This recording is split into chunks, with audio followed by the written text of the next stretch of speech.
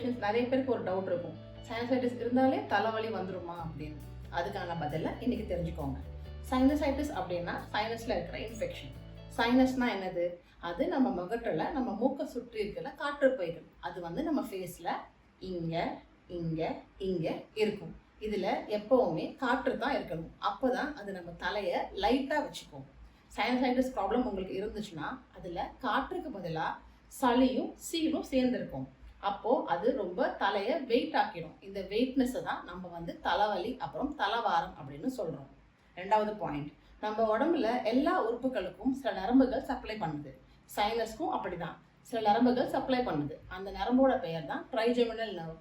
அந்த நரம்போட சில கிளைகள் தான் நம்ம முகத்தோட தோலுக்கும் சப்ளை பண்ணுது.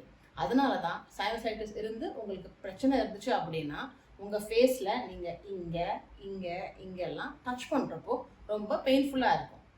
இப்போ உங்க டவுட் கிளியர் ஆயிடுச்சா? பாய்.